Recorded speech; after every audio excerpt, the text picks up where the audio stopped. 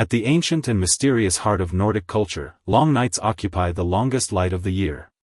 When the sun sinks early into the horizon, boundless darkness sweeps across the vast coniferous forests and frozen villages like a tide. In this near-perpetual darkness, mortals always breed unspeakable fear and the torment of wakefulness in their deepest hearts.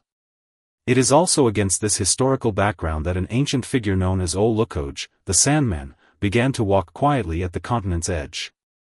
His original divine office did not come from the prominence of Olympus but was born from mankind's most primitive, humble desire for peace. Solitude, the Sandman, was not tall in stature, and he always wore a silk tunic of soft texture that made no sound.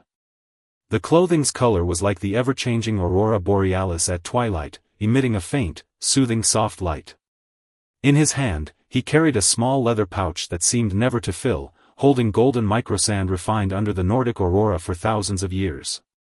Whenever night fell and village lights extinguished one by one, Ole would pace with steps as light as a cat over those snow-covered rooftops. He slid down chimneys or through closed windows to reach those unable to sleep due to cold, hunger, or fear.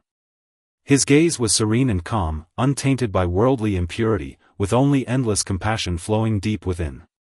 He would extend slender fingers to pinch a smidgen of fine golden sand from the pouch and, with extreme gentleness, slowly sprinkle it upon those tense eyelids.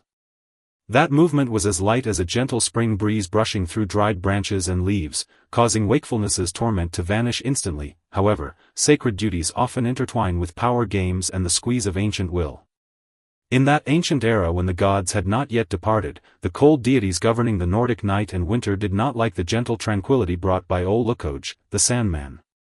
In the eyes of those high and mighty rulers, night should be a tool full of awe, cold, and punishment, and mortals should pass the long night trembling to maintain extreme adoration of the god's sacred power. The cold god of winter once descended before Ole, with fierce cold winds sweeping up snow from rooftops, causing Ole's thin silk tunic to flap loudly.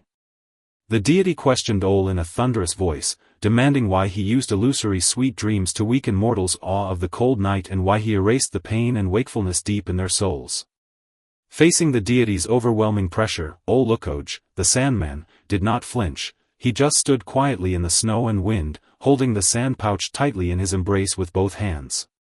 His face appeared thin yet resolute under the cold moonlight, with no anger in his eyes, only a serenity that had seen through fate's vicissitudes. Ole bowed slightly and answered in a low, steady voice like the flow of a spring at deep night, "Respected ruler, night has already bestowed upon them enough severe cold. If even dreams are stripped away, human souls will fracture completely during the long winter. A collapsed soul, how can it offer true piety?" This silent confrontation lasted for a long time. Ole used his own restraint and dignified psychological tension to carve out a pure land of deep night where mortals could breathe freely within the god's cold order. But as a price, he also endured the god's curse. His body would forever maintain icy coldness, and both hands would never touch anything with true temperature, not even a faint hearth fire of the human world. During journeys so long that time blurred, what moved the world most about Solitude, the Sandman, were the two large umbrellas that never left his side. On the inside surface of one umbrella, the most beautiful patterns in the world were painted: blooming summer blossoms, streams flowing with honey, and elves with golden wings flying. The other umbrella, however, was simple, unadulterated pure white, or unfathomably deep black, without any pattern, as quiet as an uncarved tombstone. These two umbrellas represented Ole's deepest understanding of human fate and his own choice. Whenever he came before the beds of those pure and flawless children and mortals who worked hard during the day but were weary at night, he would, after sprinkling golden sand, gently unfurl that umbrella filled with beautiful patterns. The umbrella surface would rotate slowly over the sleeper's head, transforming those magnificent images into concrete dreams, projecting them deep into their dried hearts due to exhaustion, allowing them to gain the courage in their dreams to continue facing life upon waking in the morning. And when he encountered those who committed many evils, whose souls had already been corroded and fractured by greed and brutality, or those whose lives had reached their end and were about to return to nothingness, Ole would with solemn expression unfurl that empty pure white large umbrella. There were no dreams under that umbrella, no daylight clamor, nor hell's torment, only absolute, eternal silence.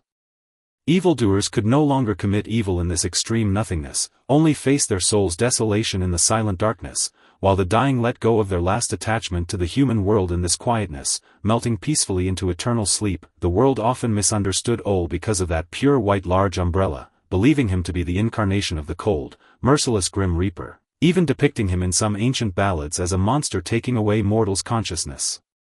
Ole heard those fearful ballads, but he never attempted to defend himself with a single word, because he knew deeply that absolute quietness is sometimes an ultimate mercy more healing than magnificent sweet dreams. History had a period when the ancient continent was shrouded by ceaseless wars and terrible plagues.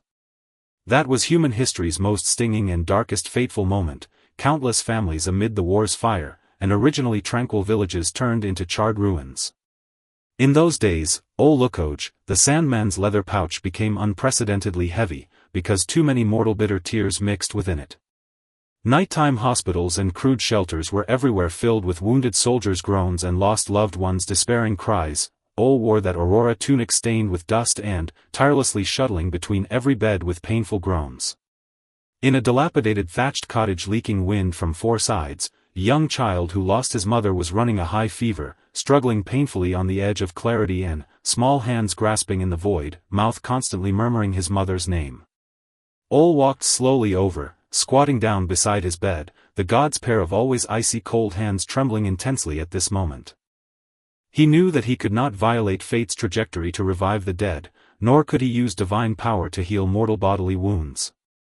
All he could do was grant a dream. Ole poured almost all golden sand from the leather pouch, holding these particles emitting faint warm light with both hands, gently blowing them towards the child's face. Then, he unfurled that most beautiful painted umbrella and, with all his divine power, conjured the image of that mother gently smiling on the umbrella surface. The child gradually stopped crying, his tense small face slowly relaxing under the golden sand's light, with a smidgen of sweet smile appearing at the corner of his mouth, finally returning in his dream to his mother's warm embrace. That night, Ole guarded bedside for a long, long time until dawn's faint light pierced through the distant black night. Then he dragged his near-collapsed body, vanishing silently in the morning frost and mist. When history's wheels roared into modern times, ancient myths gradually faded amid steam and steel's roar. Mortals moved into towering concrete high-rises, bright neon lights drove the city's black night completely away, and the world became unprecedentedly noisy and busy. People began to mock those ancient fairy tales about the Sandman, believing them merely absurd stories used in old times to coax children to sleep. Due to losing mortals' pure belief, Ole Lukoge, the Sandman's divine power inevitably went towards decline, his body becoming increasingly transparent, and the originally brilliant golden leather pouch gradually losing its former luster. But every late night at 2 o'clock, when those urban dwellers watch ceilings sighing in vacant rooms, hearts filled to the brim with daylight pressure and future confusion, Ole actually stands in that shadow of interwoven brightness and darkness at their bed head.